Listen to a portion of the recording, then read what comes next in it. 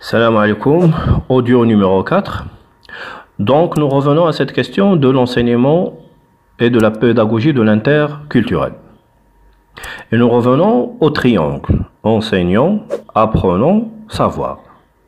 On s'est posé des questions sur ces trois composantes, l'enseignant, le savoir et l'apprenant, et nous allons essayer d'y répondre. Commençons d'abord par le savoir, le contenu.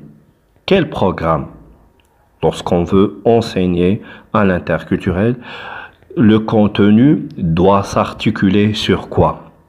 Eh bien, le plus important que vous devez retenir, c'est que l'enseignement de l'interculturel doit s'articuler sur cet aspect important qui est les représentations interculturelles. At-tasawurat, sur les représentations interculturelles. Pourquoi c'est le plus important?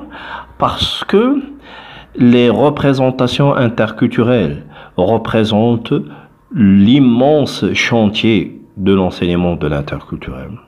Parce que dans notre interaction avec l'autre, si vous vous rappelez, nous avons dit que cette question du rapport du moi à l'autre, du rapport de l'identité à l'altérité. Et nous avons mis l'accent sur le fait que dans ce rapport de l'identité à l'altérité, il y a de l'objectivité, le réel, et il y a une grande part de quoi? De subjectivité, d'imaginaire. Et donc, dans cet imaginaire, eh bien, nous allons retrouver quoi? Les représentations. Comment je vois l'autre? Comment je me représente l'autre? Quelle idée j'ai sur l'autre? Je donne des exemples. Comment vous voyez un juif? Comment vous voyez un noir? Et le noir, comment il voit un blanc? Comment vous voyez une femme? Et comment une femme voit un homme? Donc, tout ceci, on est dans les représentations, bien sûr. Et c'est ça ce qu'il faut travailler. Nous avons vu au début de ce cours, je vous ai montré des exemples tirés par exemple du voyage au Congo et voyage au Tchad d'André Gide, où il faisait la description, bien sûr, de cette danse. On est dans les représentations. Pour Gide, à cette époque-là, en 1927, cette danse-là, c'était un petit peu, c'est sauvage, c'est stupide, ça n'a aucun sens. Et nous avons dit que là, on est dans les représentations.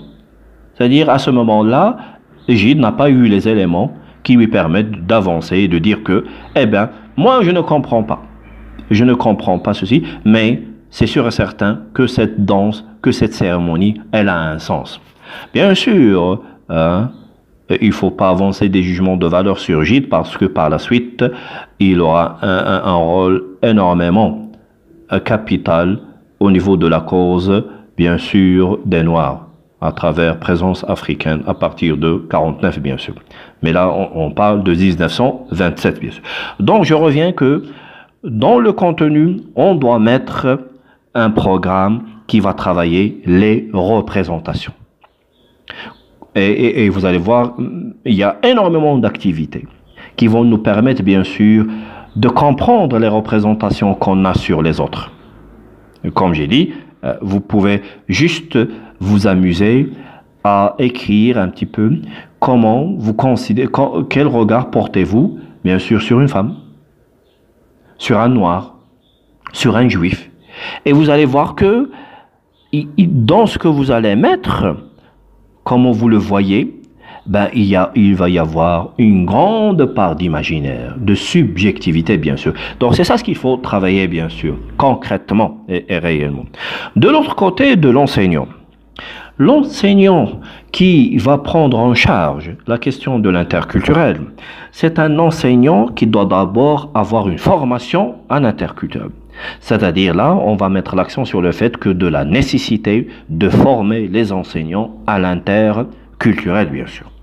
Deuxième point, cet enseignant qui va prendre en charge l'enseignement de l'interculturel, il doit avoir l'expérience de la diversité. Ça, c'est très, très important. Il doit avoir l'expérience de quoi? De la diversité. Quelqu'un qui n'a pas cette expérience de la diversité, il est dans l'incapacité d'enseigner à l'interculturel et par l'interculturel. Il ne peut pas. Mais il ne peut pas. Donc, il faut avoir cette expérience de la diversité, bien sûr. De l'autre côté, nous avons l'apprenant. L'apprenant, c'est quelqu'un qui doit avoir, à la suite de cet enseignement interculturel, des compétences, des aptitudes, un comportement, bien sûr. Et là, soyez attentifs. Dans un premier stade, dans un premier stade, la première chose, c'est faire découvrir la culture à l'apprenant. Lui faire découvrir sa propre culture. Ça peut vous surprendre, mais il y a énormément de choses qui appartiennent à notre culture dont on ignore totalement. Donc la première chose, c'est faire découvrir à l'apprenant sa culture. Hada, c'est la première phase. Deuxième phase, il faut passer au stade de quoi? De questionner ce qu'on appelle l'acquis monoculturel. Je répète, questionner l'acquis monoculturel. Tout ce qui vient de ma culture, eh ben, il doit faire l'objet d'un questionnement. Et qu'est-ce qui va me pousser à passer à ce stade de questionnement? Eh bien, c'est l'autre. Lorsque je suis en rapport avec l'autre, eh bien, d'une manière directe, indirecte, consciente, inconsciente, l'autre, il va me pousser à poser des questions sur mes valeurs, sur mes croyances. Et quelle va être la réaction? Ou bien, je vais essayer un petit peu de modifier les valeurs que j'ai, ou bien je vais encore m'attacher de plus en plus à mes propres valeurs, ou bien je vais abandonner ces valeurs. On va tomber dans le phénomène de la déculturation. La déculturation, c'est-à-dire le fait de perdre totalement sa culture. Et l'acculturation ou bien la déculturation, ce sont des processus qui apparaissent lorsque il y a la présence de qui? Il y a la présence de l'autre. Donc, je répète, la première phase, faire découvrir à l'apprenant sa culture.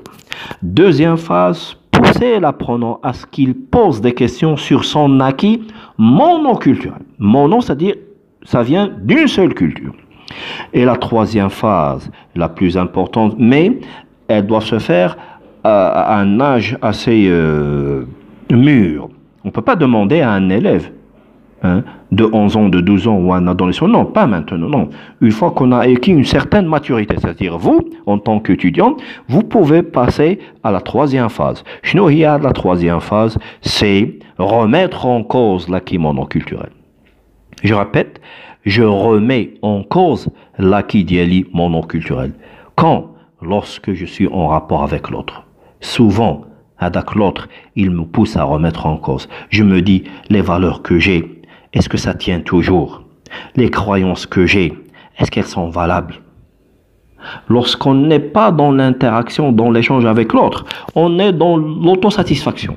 On est dans l'autosuffisance. Je me suffis à mes propres valeurs. Je n'ai pas besoin de l'autre. Mais une fois qu'on est dans l'interaction, dans l'échange avec l'autre, il va vous obliger à vous poser des questions sur vos valeurs, sur vos croyances qui viennent de votre culture. Et vice-versa, mutuellement, bien sûr. Mais heureusement, Camilleri nous a dit que qu'est-ce qu'il faut? Il ne faut pas effacer les différences. Il ne faut pas évacuer les différences. Mais qu'est-ce qu'il faut faire?